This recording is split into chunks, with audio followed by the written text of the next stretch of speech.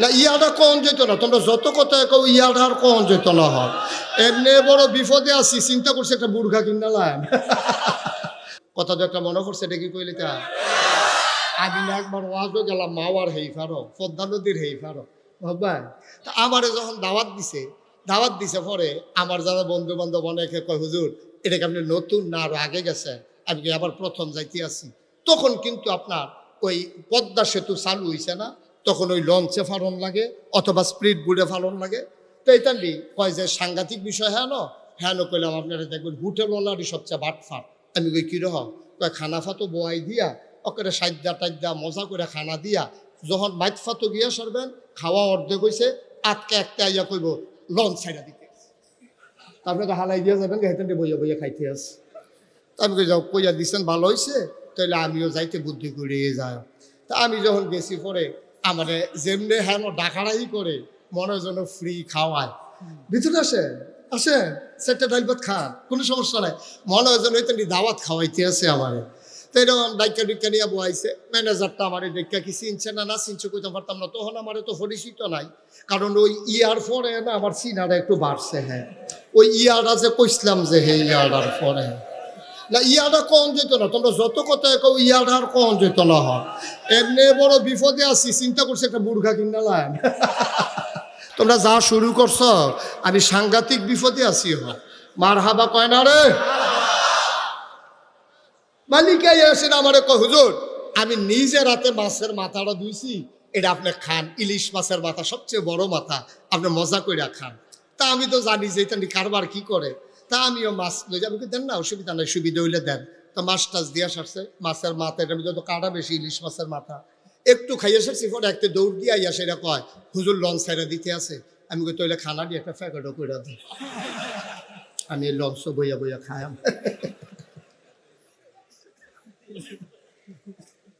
টেনশনের দরকার নাই, দাও দাও তাই একটু দেরি হইব, তাহলে আমি কই খাইয়েই উঠি।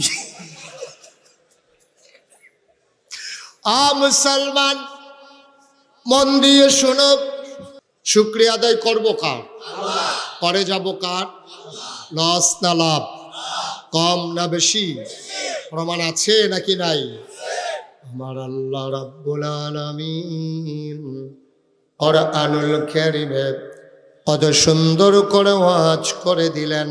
আল্লাহ বলেন লা ইন শাকারতুম লা আযীদান্নাকুম।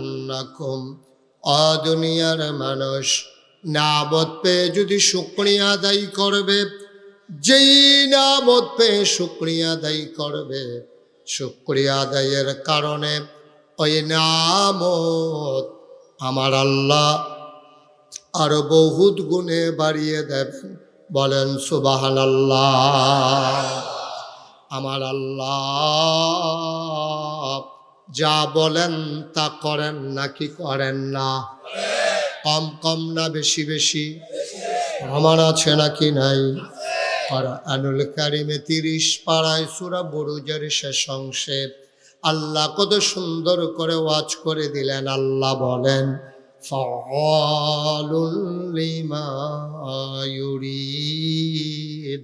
আমার আল্লাহ এমন আল্লাহ, তার যা মন চায় ওই কাজটাকে আমার আল্লাহ বেশি বেশি করে দেন। বলেন সুবহানাল্লাহ। আল্লাহ দুনিয়ার মানুষের মতো না। দুনিয়ার মানুষ বলে একটা করে আর একটা, ঠিক কিনা? দুনিয়ার মানুষ অসুখে পড়লে একরকম, ভালো হয়ে গেলে আর একরকম, বিপদে পড়লে একরকম, বিপদ দূর হয়ে গেলে আর একরকম। দুনিয়ার মানুষ ক্ষমতায় থাকার সময় একরকম, ক্ষমতা চলে গেলে আর একরকম, ঠিক কিনা? আমাদের আন্দাজ নেই, এই মুখে দিয়ে যাই তাই কইতে থাকে। টেলিভিশনটা খুললেই, পত্রিকাটা খুললেই দেখা যায় খেলা হবে, আছে নাকি নাই? একটা এরকম একটা কথা কইলে সারে তুমি খেলতা ফারবা কি ফারবা না, এটা বুঝ করে কম লাগে না? হ্যাঁ গে ওপেন হার্ট সার্জারি ওই হচ্ছে দুইজনে দইরা খেলা করার লাগে, হাতে কয় খেলা হবে। খেলতো পারে, হ্যাঁ খেলতো পারে। ফলাফানে যখন মারো নামছে অহন হেবাটার আর বিছাইরা পাওয়া যায়, যখন ফলাফানে এক সেটটা গোল দিতে দিতে দড়ি গিটটাইয়া শেষ, খেলা আর শেষ হয় না, ঠিক কিনা কও? মুসলমান মন দিয়ে শোনো, আমাদের মানুষগুলো ক্ষমতায় থাকতে একরকম, ক্ষমতা চলে গেলে আর একরকম, ঠিক কিনা? আল্লাহ তাবারক ওয়া তাআলা তিনি যা বলেন তিনি তাই করে দেন, তিনি ওয়াদা খেলাফ করেন না। ওয়াদা খেলাফ করা আমার আল্লাহর জন্য শোভা পায় না, ঠিক কিনা? তিনি নিজেই নিজের ব্যাপারে ওয়াজ করে দিলেন। আল্লাহ বলেন, ইন্নাকা লা তুখলিফুল মিয়াদ। আমার আল্লাহ এমন আল্লাহ, তিনি যা ওয়াদা করেন, ওয়াদার খেলাফ করা আমার আল্লাহর জন্য শোভা পায় না, ঠিক কিনা? এই আল্লাহ আছেন নাকি নাই? ছিলেন নাকি ছিলেন না? থাকবেন নাকি থাকবেন না? আমার এই আল্লাহ কয়জন? জোরে কন, আর জোরে, মধুর সুরে, সবাই মিলে মন প্রাণ উজাড় করে গলা ছেড়ে দিয়ে মধুমাখা কণ্ঠে আকাশ বাতাস প্রকম্পিত করে, চান্দিনার জমিন কাঁপিয়ে দিয়ে রাতের নিস্তব্ধতা ছিন্ন ভিন্ন করে। চলো ওই আল্লাহকে সবাই মিলে একটা ডাক দেয়, আল্লাহ। ও প্রাণের আল্লাহ, খুঁজে খুঁজে দেখলাম, সব কিছুর মতো পাইলাম তুমি লাম ইয়ালিদ ওয়ালাম ইউলাদ ওয়ালাম ইয়াকুল লাহু কুফুয়ান আহাদ। তিনি কারো থেকে জন্ম নেন নাই, কাউকে জন্ম দেন নাই। বন্ধু, দুনিয়ায় পীরের মতো পীর হয়, নেতার মতো নেতা হয়, মন্ত্রীর মতো মন্ত্রী হয়, আমার আল্লাহর কি মতো হয়? ওয়ালাম ইয়াকুল লাহু কুফুয়ান আহাদ। তার মতো নাই, তার লয় নাই, তার ক্ষয় নাই, তার শুরু নাই, তার শেষ নাই, তার আদি নাই, তার অন্ত নাই, তার দিগন্ত নাই, তার ডেস্ট্রয় নাই। তিনি ছিলেন, তিনি আছেন, তিনি থাকবেন, তিনি কয়জন? চলো সবাই মিলে আবারও সবাই মধুমাখা কণ্ঠে জানিয়ে দেই, লা ইলাহা লা ইলাহা, জোরে জোরে লা ইলাহা, আর জোরে লা ইলাহা, মধুর সুরে লা ইলাহা, মাশাআল্লাহ লা ইলাহা।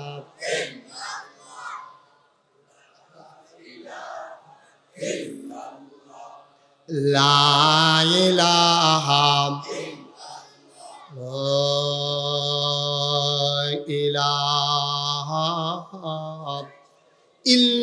ইল্লাল্লাহ মুহাম্মাদুর রাসূল সাল্লাল্লাহু আলাইহি ওয়াসাল্লাম। সবাই পড়েন আলহামদুলিল্লাহ। কোরআনে ঢোকার আগে মারদুদ শয়তান থেকে ফেনা চাই, যিনি রহমান যিনি রাহিম, তার নামে চলেন শুরু করি, সবাই পড়ি। আউযু বিল্লাহি মিনাশ শাইতানির রাজিম। বিসমিল্লাহির রাহমানির রাহিম। ইয়া আইয়ুহান নাবিয়্যু তাকিল্লাহ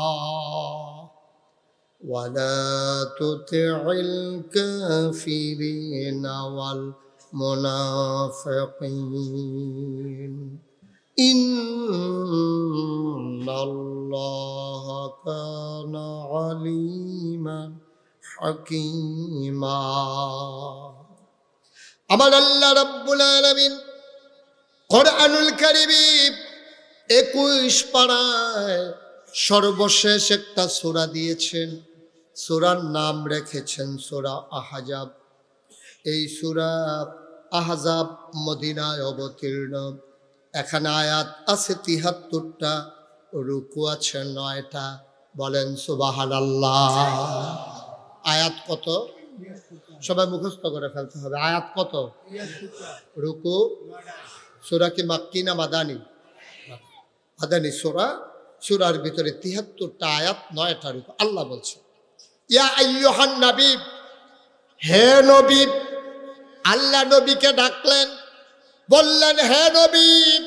মুফাসসিরিন কিরাম ঐকমত্য পোষণ করেছেন, যদিও নবীকে ডেকেছেন, কিন্তু এই শুধু নবী এখানে এই আল্লাহর ডাকের আওতায় না।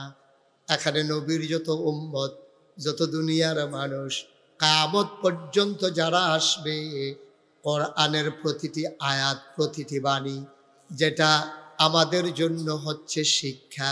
এই কোরআন হচ্ছে আমার তোমার জীবন বিধান, পথ চলার পথেও যদিও ডেকেছেন ইয়া আইয়ুহান নবী, হে নবী। ডাকের ভেতরে আমরাও যেন পড়ে গেছি, বলেন আলহামদুলিল্লাহ।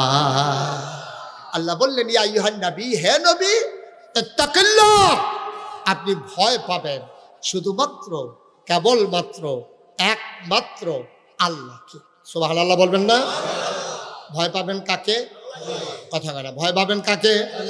এই কথা ডেকে ডেকে আল্লাহ বলতেছেন নবীকে, নবী, আপনার কাছে অনেক কিছু আসবে, আপনার বিরুদ্ধে টিটকারি হবে, মস্কারা হবে, আপনার বিরুদ্ধে মামলা হবে, হামলা হবে, জেলখানায় থাকা লাগবে, আপনারে মানুষগুলো মস্কারা করবে, আপনার মৃত্যুর জন্য তারা ফাঁদ পাতবে, আপনাকে অযথা তারা হয়রানি করবে, আপনার কথাগুলো নিয়ে তারা ট্রল করবে, তারা টিকটক করবে, আপনার কথাগুলো নিয়ে তারা তামাশা করবে, মস্কারা করবে, আপনাকে ভয় দেখাতে চাইবে নানানভাবে, নানান শ্রেণী। ইত্তাকিল্লাহ, আপনি মনে রাখবেন, আমি আল্লাহ আপনাকে বলছি, আপনি কাউকে, ওই প্রশাসন বলেন, ওই যান্ত্রিক, এই আপনার যারা ক্ষমতার মসনদে আছে ওরা বলেন, প্রশাসন বলেন, র্যাব, গোয়েন্দা, কর্মকর্তা, কর্মচারী, যত ধরনের প্রভাবশালী, ক্ষমতাশালী, এলাকার সর্দার, পুঁজিপতি, রাষ্ট্রপতি, যারাই যেখানে ক্ষমতাসীন থাকুক, আপনি মনে রাখবেন, কাউকে আপনি ভয় করবেন না, কুছ পারোয়া নেহি, আপনি ভয় করবেন শুধুমাত্র, কেবলমাত্র, একমাত্র আমার আল্লাহকে। ঠিক কিনা বলেন? মুসলমান, কাউকে ভয় করা যাবে না। ভয় করলে ঈমান নিয়ে কবরে যাওয়া যাবে না। আজকে যদি আমি এখন সুদের বিরুদ্ধে কথা বলি, এই এলাকায় যারা সুদখোর, ওরা বলবে হুজুর কি একটা ওয়াজে পারে আর পারে না, আমি পারলেই কি আর না পারলেই কি, আমি যে এত বলতে আছি তারপরও তো আপনি ছাড়েন না। সুদখোর আমার ওয়াজে সন্তুষ্ট হবে না, এইটাই স্বাভাবিক, ঠিক কিনা?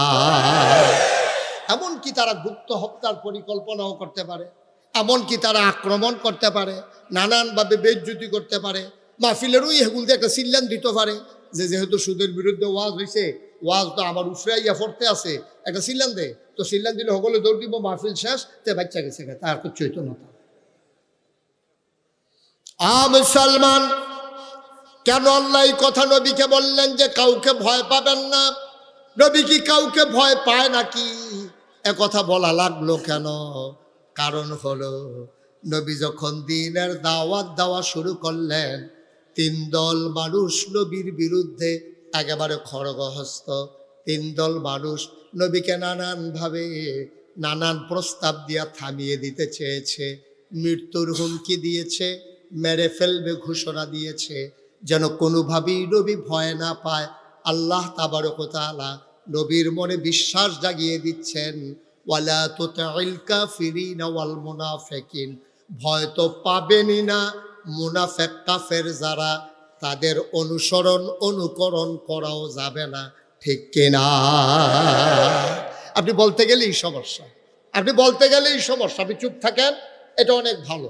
আর এমন কাজ করেন যেটাতে কোনো সমস্যা নেই। নবী যখন বললেন সাফা পাহাড়ের পাদদেশে, নবীজি যখন বললেন, ও দেশবাসী, আমার গোষ্ঠীর মানুষেরা, আমার রক্তের অংশরা, আমার যারা এলাকাবাসী, দেশবাসী, তোমরা আমাকে বলো আল আমিন, তোমরা আমাকে বলো সাদেক, আমি বিশ্বাসী, আমি সত্যবাদী।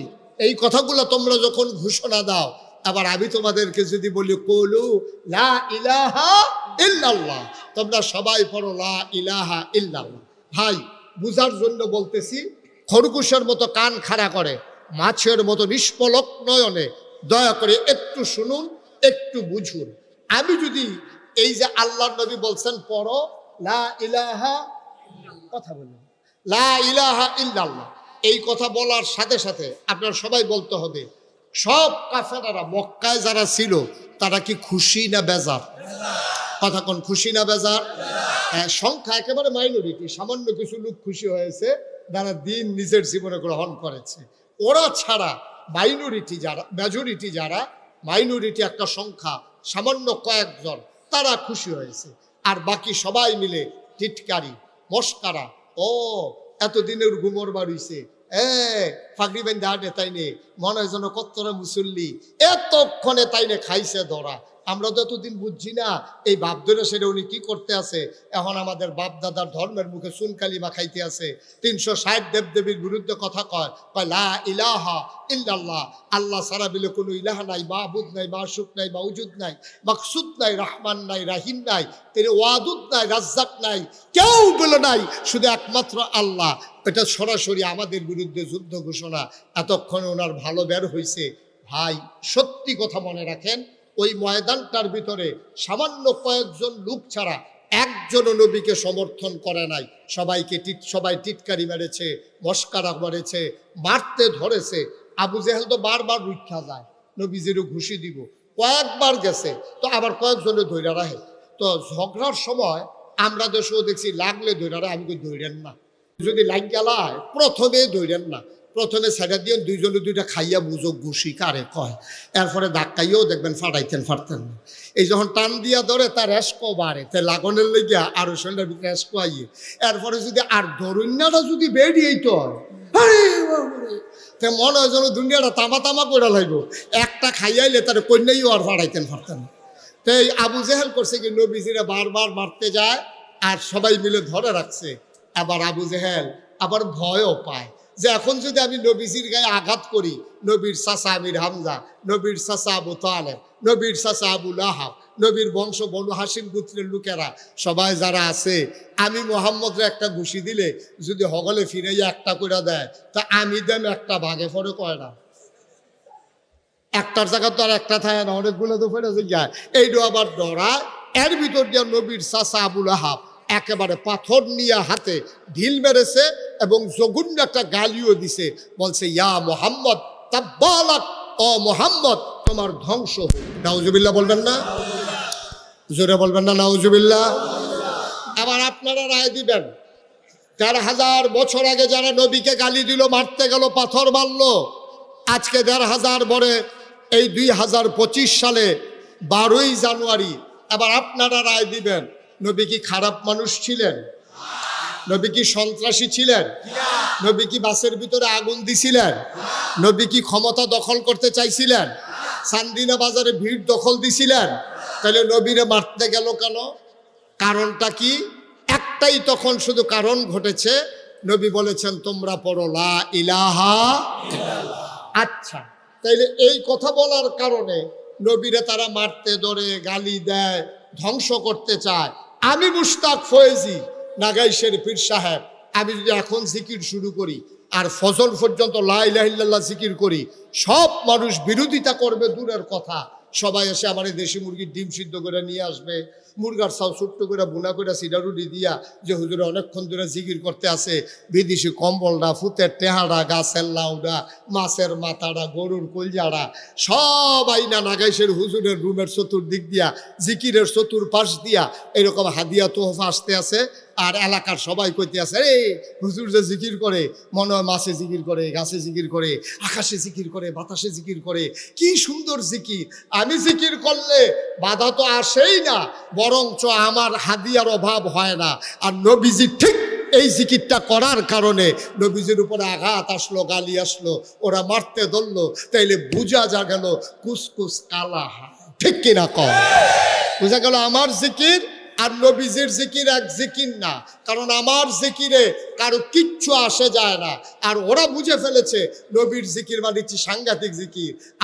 আবু জাহেল বুঝেছে আমি এখন সমাজের নেতা, আমি এখন সর্দারি করি। মোহাম্মদের সুন্দর চরিত্র, একটা মিশা কথা কয় না। আগের রাইতে এই বিচারের নাম দিয়া আগের রাইতে টেহা খায় না, আমানতের টেহা মাইরা খায় না, রাস্তার গম আইছে এডিও খায় না, হগিন্ডি বেডির লিগে বিস্কুট আইছে, আমরা হেতারা সেই বিস্কুট খাইয়া বইয়া রয়েছে, ঠিক কিনা? তারা দেখছে মোহাম্মদের যে চরিত্র, সুবহানাল্লাহ বলবেন না? আমার নবীজির যে চরিত্র, যে সুন্দর অনুপম আদর্শ, কি সুন্দর তার হাসি, কি সুন্দর তার চেহারা, কি সুন্দর তার ব্যবহার, কি মজার তার এই মেহমানদারি। এই মানুষটা যদি সমাজে কায়েম হয়ে যায় তাইলে আমি আবু জাহেলের সর্দারি এই সমাজে আর চলবে না, ঠিক কিনা কর? কথা ঠিক কিনা কর? এটা স্বাভাবিক জিনিস, এটা স্বাভাবিক জিনিস। সব অসতের মেলার ভিতরে একজন মানুষ যখন সৎ হিসাবে প্রকাশ পায় তখন অসৎ মানুষগুলো ডেস্ট্রয় হয়ে যায়, সততা বিজয়ী হয়ে যায়। কিন্তু আমাদের দেশে কি জানেন, অসতের এত মেলা হয়েছে, সৎ মানুষের এখনো কোনো দাম নাই, ঠিক কিনা কম? মনে করেন সব এই মাঠের ভিতরে হাজার হাজার মানুষ, আপনারা সবাই কাপড় চুপড় পরে আসছেন। এখন যদি একটা লোক একবারে উলঙ্গ হইয়া, নিচেও কিচ্ছু নাই, উফরেও কিচ্ছু নাই, একবার উলঙ্গ এই মাঠের মাঝখানে আইয়া যদি দাঁড়ায়, তা আমরা সবাই মিল্লা উনার থেকে আরম্ভ করিয়া আমি মাহবুবুর রহমান আশরাফি ভাই, প্রিন্সিপাল হুজুর, আমরা এখানে যারা আছি সবাই কি বলবো? সবাই বলবো একটা অসভ্য কইতাইয়া মাই দেখে রইছে, তার শৈলকটা কাপড় চুপড় নাই, তারে কইব কি কইব না? কথা না কইব কি না কর? কারণ যেহেতু আমরা সবাই কাপড় পরে রাখছি, এখন একটা উলঙ্গ মানুষ আসলে সে হবে অসভ্য। কিন্তু সবাই যদি আমরা উলঙ্গ হইতাম, একটা মানুষের গাওয়ার হয়, নাগেশের ফিসাব থেকে আরম্ভ করিয়া মনে করেন কারো গায়ে এক টুকরা কাপড়ও নাই, এর ভিতরে যদি দিয়ে একজন লোক কাপড় পরে আইয়ে, আমরা সবাই মিললে তারে কি কয়া? অসভ্য না, প্রত্যেকটা টানা তুনা ফেসে বাড়াতে টানা তুনা ফেসাইয়া এখনো বইছে। এখন এই জাহিলিয়াতের জমানায় কারবার হয়েছে এইটা। সব অসভ্যের বেলার ভিতরে একজন সভ্য নবী, তাকে তারা গ্রহণ করতে পারে নাই, সবাই মিলে তারা মারতে গেল, ঠিক কিনা কন? মুসলমান মন দিয়ে শুরু, নবী দাওয়াত দেওয়ার সাথে সাথে তিন দল মানুষ নবীর বিরোধিতা শুরু করে দিল। এক দল হলো তৎকালীন সমাজের সমাজপতি যারা, তৎকালীন সমাজের নেতা যারা, এক নম্বরে ওরা বিরোধিতা করলো। কারণ হলো ওরা জানে আমার নবীর শাসন যদি, আল্লাহর শাসন যদি কায়েম হয়ে যায়, সৎ লোকের শাসন যদি কায়েম হয়ে যায়, আর এই জমিনে যদি আল্লাহর আইন বাস্তবায়ন হয়ে যায়, তাইলে আবু জাহাল, আবু লাহাব, উতবা, সায়বা কারোর পাত্তা থাকবে না, ঠিক কিনা? এই জন্য এক নম্বরে দাঁড়ালো ওরা যারা তৎকালীন সমাজের নেতা ছিল। দুই নম্বরে বিরোধিতা করলো কারা? যারা টাকাওয়ালা, কোটি কোটি টাকার মালিক ছিল। তারা বুঝে ফেলেছে যদি দিন কায়েম হয়ে যায়, শতকরা 2.5 টাকা হারে কেউ ইচ্ছা করে জাকাত দিলে দেবে, নাইলে তার থেকে জাকাত আদায় করা হবে। সুতরাং সে বুঝে ফেলছে এত মেহনতের টাকা ইসলামের নাম দিয়ে আমার কাছ থেকে নিয়ে যাওয়া হবে। এই জন্য তৎকালীন পুঁজিপতি টাকাওয়ালা যারা, তারা ঘোষণা দিয়ে দিল, টাকা নাও, ইসলাম থামা, ঠিক কিনা কন? এখনো একটু কথা কয়েন, আপনি কিন্তু 2-3 বার কথা কইছেন, আমি দেখছি, একটা শব্দও করেন না, বিরক্ত করেন। আমার সময় আমি পাবো কম, এটার ভিতরে দিয়ে আপনারা ফেরিঘাটের তারার মতো কাম করলে কারবার হইব। কথা তো একটা মনে পড়ছে, এটা কি কইলে তা? আমি না একবার ওয়াজও গেলাম, মাওয়ার হেই ফারো, পদ্মা নদীর হেই ফারো, ভাই। তা আমারে যখন দাওয়াত দিছে পরে আমার যারা বন্ধু বান্ধব অনেকে কয়, হুজুর এটাকে আপনি নতুন না আরো আগে গেছেন, আমি আবার প্রথম যাইতে আছি। তখন কিন্তু আপনার ওই পদ্মা সেতু চালু হয়েছে না, তখন ওই লঞ্চে ফারন লাগে অথবা স্পিড বোর্ডে ফারন লাগে। তো এইটান্ডি কয় যে সাংঘাতিক বিষয়, হ্যাঁ ন কইলাম আপনারা দেখবেন হোটেলওয়ালারই সবচেয়ে বাটফাট। আমি কই কিরহ? কয় খানা ফাতো বোয়াই দিয়া ওকে সাইডা টাইডা মজা করে খানা দিয়া, যখন মাইট ফাতো গিয়া সরবেন, খাওয়া অর্ধেক হয়েছে, আটকে একটা আইয়া কইব লঞ্চ ছাইড়া দিতে, তারপরে তো হালাই দিয়া যাবেন, হেঁটে বইয়া বইয়া খাইতে আসে। আমি কই যাও, কইয়া দিচ্ছেন ভালো হয়েছে, তাহলে আমিও যাইতে বুদ্ধি করিয়ে যায়। তা আমি যখন গেছি পরে আমারে যেমনি হ্যাঁ ডাকারাই করে মনে যেন ফ্রি খাওয়ায়, ভিতরে আসেন সেটা ডাল ভাত খান, কোনো সমস্যা নাই। মনে হয় যেন হয়তো দাওয়াত খাওয়াইতে আছে আমারে। তো এরকম ডাইকা ডুইকা নিয়ে বয়াইছে। ম্যানেজারটা আমার ডাইকা কি চিনছে না চিনছে কইতে পারতাম না, তখন আমার তো পরিচিত নাই। কারণ ওই ইয়ার পরে না আমার চিনাটা একটু বাড়ছে। হ্যাঁ, ওই ইয়ারটা যে কইছিলাম যে হে ইয়ারটার পরে না, ইয়াটা কম যেত না। তোমরা যত কথা কও ইয়াটা আর কম যেত না। হয় এমনি বড় বিপদে আছি, চিন্তা করছি একটা বুর্খা কিনা লাইন। তোমরা যা শুরু করছো, আমি সাংঘাতিক বিপদে আছি। মার হাবা কয় না রে মালিকাই আসেন আমারে কয়, হুজুর আমি নিজে রাতে মাছের মাথাটা ধুইছি, এটা আপনি খান। ইলিশ মাছের মাথা সবচেয়ে বড় মাথা, আপনি মজা কইরা খান। তা আমি তো জানি যে এটা কারবার কি করে। তা আমিও মাছ লই যাবো, দেন না অসুবিধা নাই, সুবিধা হইলে দেন। তো মাছ টাছ দিয়া সারছে, মাছের মাথা, এটার মধ্যে তো কাটা বেশি, ইলিশ মাছের মাথা। একটু খাইয়ে সারছি, পরে একটা দৌড় দিয়ে আইয়া সেটা কয়, হুজুর লঞ্চ সাইডে দিতে আছে। আমি কই তৈলে খানা দিয়ে একটা প্যাকেটও করে দিই। আমি লঞ্চ বইয়া বইয়া খায়াম।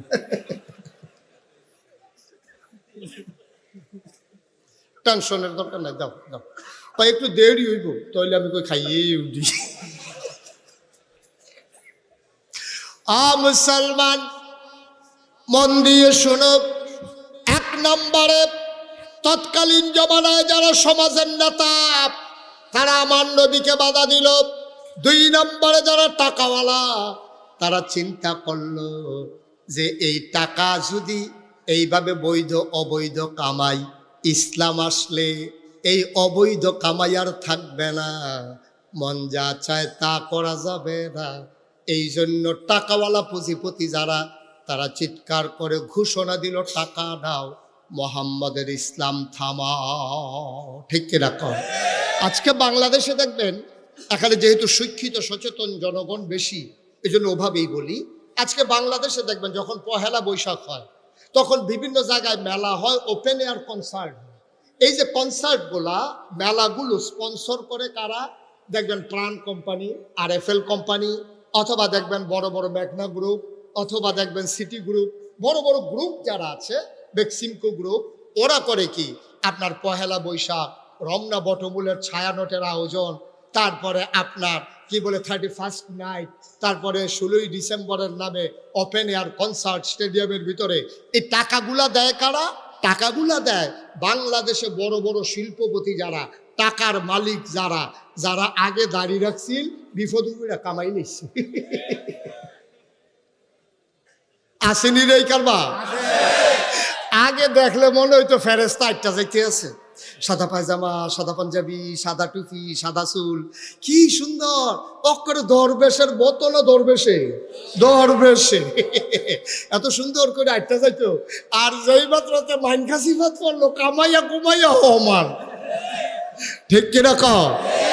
হেরা আচ্ছা কত দুঃখকে কই যারা ফাড়েনি কর। আচ্ছা আমরা রে হেরা কয় আমরা বিলে ধর্ম ব্যবসায়ী, আমরা বিলে ধর্ম লইয়া রাজনীতি করি, ধর্ম লইয়া ব্যবসা করি।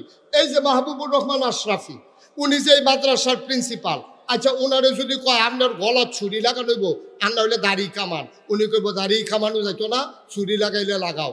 আমি মুশতাক ফয়েজি, আমার যদি 1 কোটি টাকার প্রস্তাব দেয়, 100 কোটি টাকার প্রস্তাব দেয় যে 100 কোটি টাকা দেওয়া হবে, আপনি দাড়িগুলা কামাই ফেলেন, আমার দ্বারা কি সম্ভব? কথা কথা সম্ভব?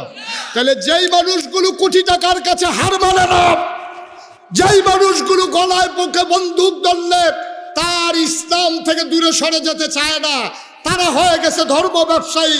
আর যারা রাজনৈতিক ভাবে নিজেকে প্রতিষ্ঠিত করার জন্য সুরত ধারণ করে ইসলামের, সিরত হলো শয়তানের, ওরা ধর্ম ব্যবসায়ী না, আমরা ধর্ম ব্যবসায়ী, ওরাই হচ্ছে প্রকৃত ধর্ম ব্যবসায়ী। ঠিক কিনা বলো?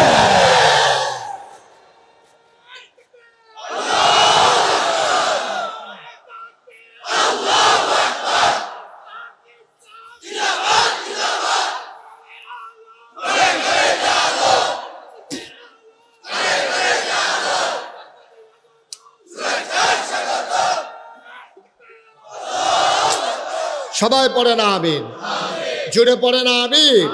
তাহলে রেজাল্ট কি দাঁড়ালো? রেজাল্ট দাঁড়ালো আল্লাহ তাবারক ওয়া তাআলা 1500 বছর আগেই জানতেন এই কারবার যে হবে, তোমরা সুরত ধরবা একরকম, সিরত নেবা আরেক রকম। এই জন্য আল্লাহ বলছেন ওয়ালা তুতিল কাফিরিন ওয়াল মুনাফিকিন, কাফের মুনাফিকদের অনুকরণ করা যাবে না, যাবে না, যাবে না। ঠিক কিনা কও? এই পথে আমরা যেদিন এসেছি, যেদিন আল্লাহকে আল্লাহ বলে মেনে নিয়েছি, নবীকে নবী বলে মেনে নিয়েছি, যেদিন বিশ্বাস করেছি এই জীবন থেকে একদিন হারিয়ে যাওয়া লাগবে, আর ওই জীবনটা শুধু যেমন তেমন জীবন না, সেখানেই হবে আসল ফায়সালা। সেই দিন থেকে দৃঢ় মনোবল নিয়ে, অটল পাহাড়ের মতো অবিচল আস্থা নিয়ে আমরা বিশ্বাস রেখে এগিয়ে যাচ্ছি। এই পথে চলতে গেলে এ পথ কখনো কুসুমাস্তীর্ণ নয়, এ পথ কণ্টকাকীর্ণ। এ পথে চলতে গেলে কাঁটার আঘাতে রক্তাক্ত হওয়া লাগবে, রঞ্জিত হবে পিচ ডালা পথ। এটা জেনে জেনেই আমরা এ পথে এসেছি। আমরা জানি এ পথে আসতে গেলে মামলা হবে, হামলা হবে, জাল জুলুম নির্যাতন হবে, প্রয়োজনে জীবন দেওয়া যাবে, ঈমান দেওয়া যাবে না। রাজি আছো কিনা? হাত তুলে দেখা।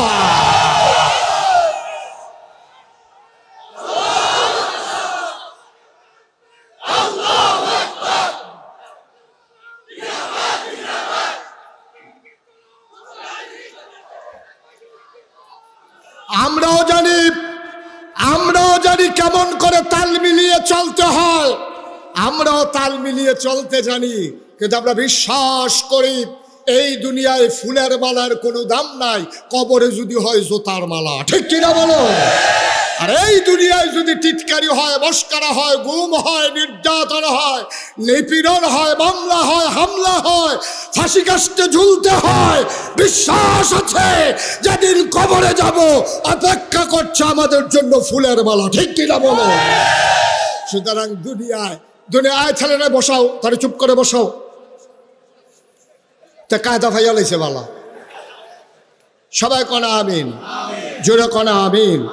সুতরাং ভাইয়ারা, এটা কোনো হিংসি না, ঝগড়া বিবাদ না, কাউকে হেয় করা না, কাউকে খাটো করা না। বিশ্বাস করেন আপনি এই পথে যখন অবিচল আস্থা নিয়ে চলবেন, আপনার হাদিয়া বন্ধ হয়ে যাবে, আপনার উপরে টিটকারি আসবে, মস্কারা আসবে, চাকরির উপরে আঘাত আসবে, আপনাকে মানুষ টিটকারি মারবে, আপনার স্ত্রী আপনাকে মস্কারা করবে। এই পথে যদি আপনি সঠিকভাবে আসেন, আজকে নতুন করে আসেন, দেখবেন আপনার স্ত্রী আপনাকে টিটকারি করে, মস্কারা করবে। আপনি দাড়ি রাখেন না, দাড়ি রাখছেন, আপনার স্ত্রী দাড়ির পক্ষে না, দেখবেন আপনার কি আগুন যাইতে আছে ঘরের ভিতরে। আপনি টের পাইছে, যার ঘরে এই আগুন সে টের পাইছে। আপনি হাতে জি কইও লাভ নাই, না কইও লাভ নাই, যার ঘরে এই আগুন। এখন তো দাড়ি রাখছে, তো হুজুরের ওয়াজ শুনে, 5 ওয়াক্ত নামাজ পড়ে, দাড়ি রাখছে, পাঞ্জাবি গাও দেয়, টুপি পাতার দিয়া নেই, তার বউয়ে কি একটা কারবার চাইতে আছে ঘরটার ভিতরে, একটা আগুন জ্বলতে আছে, এর ভিতরে দিয়া হ্যাঁ তার শালিয়ে ফোন দিছে, আফা কেমন আছো? কই কি এর ভালো, নমুনা খারাপ। দুলাভাই কতটা দুলাভাই আছে, মাইয়া তো সিল্লান দিয়া লাগছে, দুলাভাইয়ের কি তো হয়েছে? কতটা দুলাভাই হুজুর না, দুলাভাই বলে হুজুর হয়ে গেছে গা, দাড়ি রাখলো কেড়ে, টুপি মাথার দিল কেড়ে, দুলাভাই এখন হুজুর হয়ে গেছে গা, তাই দুলাভাইয়া নাই। নাউজুবিল্লাহ কইতেন না, জোরে বলবেন না নাউজুবিল্লাহ। তাইলে বিরোধিতা করলো কয় দল? 1 নম্বরে যারা রাজনৈতিক নেতা, 2 নম্বরে যারা ছিল পুঁজিপতি টাকাওয়ালা। আজকেও বাংলাদেশে ওই যে বললাম পহেলা বৈশাখে 31st নাইটে 16ই ডিসেম্বরের বিজয়ে তারা টাকা দেয়, পয়সা দেয়, কোটি কোটি টাকা কনসার্টে আয়োজন করে, স্পন্সর করে। আজকে চান্দিনা মাহফিল হয়, এখানে কোনো একটা গ্রুপ এসে বলবে না কোরআনের মাহফিল যখন হয় আর আমরা যখন মুসলমান, পুরাটা খরচ আমরা কোম্পানি দিতে চাই, বাংলাদেশে কোনো কোম্পানি আয়োজন করতে রাজি না। ঠিক কিনা? ওরা বেহায়াপনা ছড়ানোর জন্য ওদের টাকা ইনভেস্ট করে, ওরা ইসলামকে ধ্বংস করার জন্যে তারা টাকা ইনভেস্ট করে, যুবক যুবতীর মাঝে অবাধ বিচরণ ছড়িয়ে দেওয়ার জন্যে, বেহায়াপনা অশ্লীলতায় আমার এই যুব সমাজকে ধ্বংস করার জন্যে ওদের যত পায় তারা, ইসলামকে রক্ষা করার জন্য ওদের একটা টাকাও খরচ হয় না। ঠিক কিনা বলেন? 3 নম্বর কারা বিরোধিতা করলো? আবার আপনারা চমকে উঠবেন, থমকে দাঁড়াবেন, আশ্চর্যান্বিত হয়ে যাবেন। তিন নম্বরে নবীর যারা বিরোধিতা করেছে ওরা হলো তৎকালীন ধর্মগুরু, যারা তৎকালীন সময়ে পূজা দিত। আমাদের দেশে হিন্দুদের যে পূজা দেয়, তো নিজে নিজে কিন্তু পূজা দেয় না, পূজা নিয়ে ব্রাহ্মণের কাছে কয়, ঠাকুরের কাছে কয়, পুরোহিতের কাছে কয়, ভাই আমার একটা পূজা দেওয়া লাগবে, আমার বড় বিপদে আছে, ব্যবসায় বাইর খাইছি, ফলা বিদেশ যাইব, তারে বিয়া করাম, ফলা বাচ্চা হইছে, আমার একটা পূজা দেওয়া লাগবে, একটু পূজাটা দিয়া দিয়েন। এই কথা বলার পরে তখন পুরোহিত কি কয়, ঠাকুর কি কয়, ঠাকুর কয় 1 ছড়ি কলা লাগবে, 5 কেজি দুধ লাগবে, একটা ধুতি লাগবে, একটা গামছা লাগবে, নতুন একটা ফাতিলা লাগবে, একটা কলস লাগবে, আর একটা খাসি ফাড়া, হেরার তো ফাড়া না, তো একটা পাঠা লাগবে। এই সবগুলো নিয়ে আসেন, পূজা দেওয়া হবে। খুব ঠান্ডা মাথায় চিন্তা করেন। এখন পূজা দেবে একজন হরিনাথ, হরিনাথে পূজা দিব, গেছে ঠাকুর ব্রাহ্মণের কাছে, ব্রাহ্মণ তারে কইয়া দিছে কি কি লাগবো, কলার ছড়ি লাগবো, দুধ লাগবো, ফাড়া লাগবো, খাসি, তারপরে ধুতি লাগবো, গামছা লাগবো, নতুন ফাইলা লাগবো, নতুন কলস লাগবে। আচ্ছা এবার কর, মনে করেন আজকে থেকে বাংলাদেশে সব পূজা বন্ধ, ইন্ডিয়াতে সব পূজা বন্ধ, তো যারা ধর্মগুরু, যারা ঠাকুর, যারা পুরোহিত, এখন তো তার কাছে আর কেউ পূজা দিতে যায় না। তো পূজা দিতে না গেলে তার কলার ছড়িও শেষ, তার 5 কেজি দুধও শেষ, ফাড়াও শেষ, গামছাও শেষ, তার ধুতিও শেষ, তার নতুন কলসও শেষ, ফাইলাও শেষ। এবার আপনারা কোন এই বেহতার কি বাংলাদেশও আছে যে আপনি কইবেন পূজা বন্ধ আর ব্রাহ্মণ ঠাকুরেরা কইবে কোনো সমস্যা নাই, বন্ধ করে দাও? এটা মেনে নেবে না। তারা চাইবে পূজা চলুক, তাইলে আমাদের ইনকামের পথ খোলা থাকুক।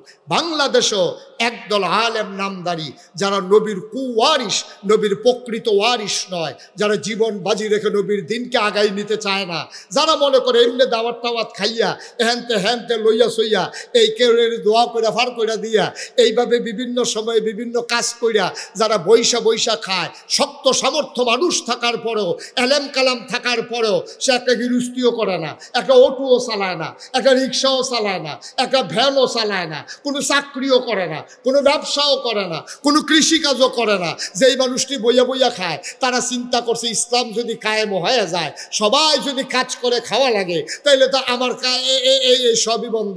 এই সবই বন্ধের জন্য তৎকালীন জমানায় একদল ধর্মগুরু যারা, তারা নবীর বিরোধিতা করেছে, ঠিক কিনা? আজও এই বাংলাদেশে একদল মুসলমান নামধারী, টুপিদারি, ধ্বজাধারী, একদল পাঞ্জাবিওয়ালা মানুষ, তারা দেখা গেছে যে ইসলামের মৌলিক বিষয়ে কথা আসলে তারা নিজেদেরকে ইসলামের বিরোধিতা করা শুরু করে।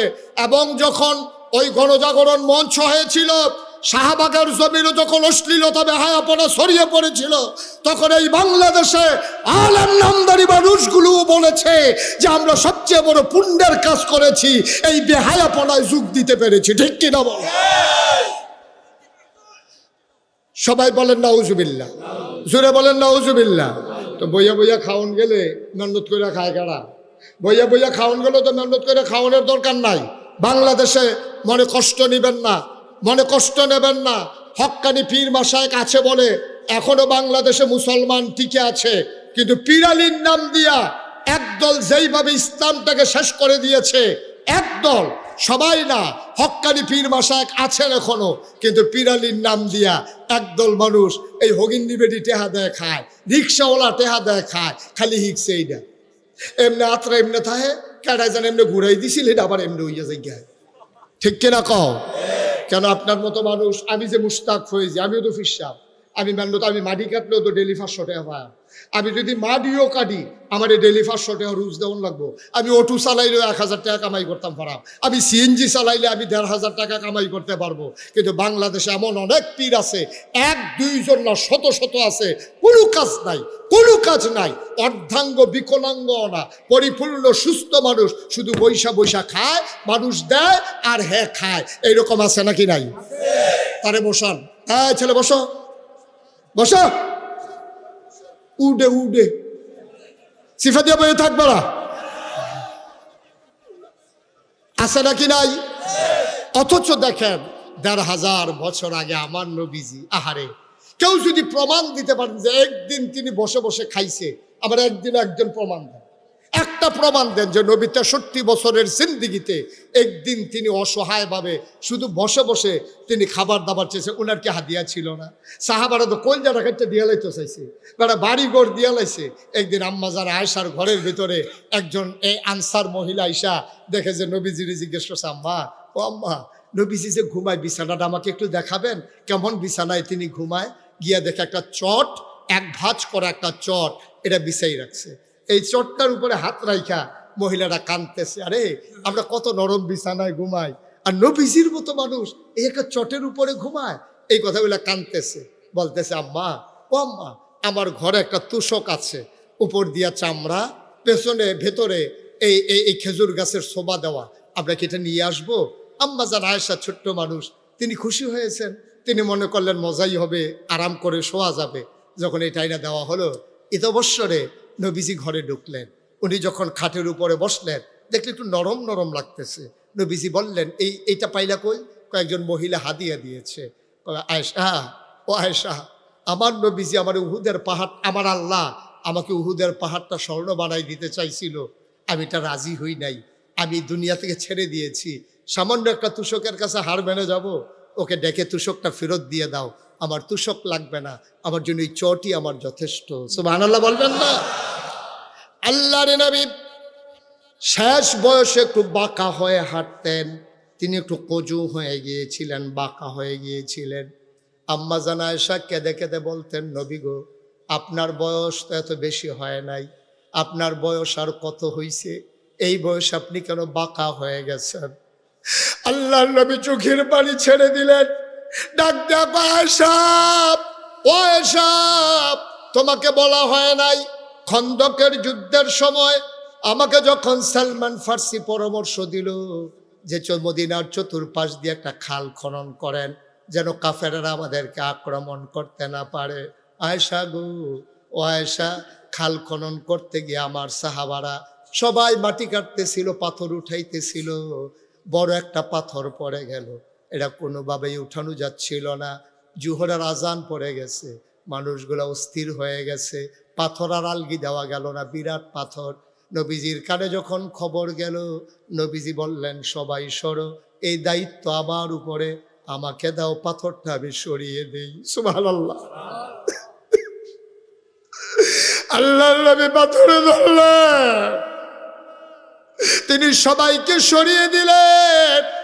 আল্লাহর নবী পাথর ধরে যেই টান মেরেছেন, রগের ভিতরে টান পড়েছে, কোমরের ভিতরে তিনি ব্যথা পেয়ে ফেললেন। তিনি আস্তে করে সোজা হয়ে দাঁড়াতে গেলেন, একটু বাঁকা হয়ে গেলেন। নবীজি কান্দে আর কয়, আয়েশা, সেই দিন যে পাথর টান দিয়ে একটু ব্যথা পাইছিলাম, এই ব্যথাটা আজ পর্যন্ত আর আমার কাছ থেকে গেল না। দুজাহানের বাদশা নবী, দুজাহানের বাদশা নবী। ভাই, ইবনে তাফসির ইবনে কাসির, একটা বিশ্ববিখ্যাত তাফসির, ইবনে কাসির দামিশকি রহমাতুল্লাহ আলাই, তার একটা হাদিস এনেছেন সেখানে নবীজির। এই হাদিসটা এত রেয়ার, আমি আর কোথাও অনেক জায়গায় খুঁজছি, আমি হাদিসটা আর পাই নাই। সেখানে ইবনে কাসির দামিশকি রহমাতুল্লাহ আলাই বলেন, একবার নবীজি বসে আছেন, এমন সময় একজন বেদুইন আরব, দূর মরুভূমির গ্রামের একটা আরব মুসলমান আসছে নবীর দরবারে, এসে বলতেছে, আসসালাতু ওয়াসসালামু আলাইকা ইয়া রাসূলুল্লাহ, আসসালাতু ওয়াসসালামু আলাইকা ইয়া হাবিবাল্লাহ। নবী বললেন, ওয়া আলাইকুম আসসালাম ওয়া রাহমাতুল্লাহ, কি খবর? কই, ইয়া রাসূলুল্লাহ, আপনি কি আমাকে চিনতে পেরেছেন? কই, না, তোমাকে তো চিনলাম না। কই, আমি দূর মরু প্রান্তরে একেবারে অজপাড়া গায়ে নিবৃত পল্লীতে বর্ডার বেল্টে আমার ঠিকানা, আমি একবারে সাইডে আমার বাড়ি, সবসময় তো আসতে পারি না, এজন্য আপনি আমাকে দেখেন কম, আপনারেও আমি দেখি কম। নবী গো, একটা খুশির খবর নিয়ে এসেছি। আল্লাহর নবী বললেন, কিসের খুশির খবর? ইয়া রাসূলুল্লাহ, ইয়া হাবিবাল্লাহ, আপনি তো আমার রুহানি পিতা, আমার মেয়েটা তো আপনার নাতনি, আপনার মেয়ে, আপনার নাতনি বিয়ের উপযুক্ত হয়ে গেছে। আমি একটা ভালো ছেলে পাইয়া, নামাজি, পরহেজগার, অনেক সুন্দর উত্তম চরিত্রের অধিকারী একটা মানুষ পাইয়া তার জন্য বিয়ে ঠিক করে ফেলেছি, বিয়েও হয়ে গেছে। নবী গো, গুস্তাখি মাফ কর দিজিয়ে, বেয়াদবি মাফ করবেন, আমি আপনারে জানাইতে পারি নাই, আমি এসেছি এই জন্যে আপনার নাতিনের বিয়েতে আপনি কি কোনো উপহার দিবেন না? সুবহানাল্লাহ বলবেন না? আপনি সম্পর্কটা দেখছেন, আপনি কি সম্পর্কটা বুঝতে পারতেছেন? কেমন সম্পর্ক থাকলে উম্মতি গিয়া নবীজিরে কয়, ইয়া রাসূলুল্লাহ আমার ভাইয়ার বিয়া, আপনি কিছু দিতেন না? আপনি পারবেন আপনার নেতারে কইতেন? আপনি পারবেন আপনি ফির সাহেবরে কইতেন যে হুজুর সারাটা জীবন তো আপনার পিছে ঘুরলাম, আমার মেয়ের তো বিয়া, আপনার তো নাতিন, আপনি কি দিবেন হুজুর? এই কথাটা বাংলাদেশে কোনো ফির সাহেবের কাছে গিয়ে বলা যাবে? বরং ফির সাহেব আরও আশায় থাকে, নাতিনের যখন বিয়ে হইছে একটা লুঙ্গি আর একটা ছাতি তো নিশ্চিত, ঠিক কিনা কর? ছাতি তো একটা পাবই, লুঙ্গিয়াতে কোনো সন্দেহ নাই, পাঞ্জাবির কাপড়ও দিত ফা। যেহেতু আমার নাতিনের বিয়ে হয়েছে আমি তো এটা ফা না, তাই না যে জীবনে বাইদে বাইদে দেওয়ান দরকার, তাই না এটার আর খবর নাই, তাই খালি হাদিয়া লইতে ইচ্ছে। আবার মাসালা কয় হাদিয়া লন সুন্নত, অন হাদিয়া লন যে সুন্নত এটার লগে লগে যে আছে হাদিয়া দেওয়ানো সুন্নত, এটা তাই না বুঝলেই লিস। নাতিনের বিয়ে হয়েছে, ফিরসা বুঝুন আপনি কি দিবেন? বাংলাদেশে এই কথাটা কইনা মুরিদ আর এরকম কথা কোনের জায়গা ফিরসা বড় অভাব আছে, ঠিক কিনা কম?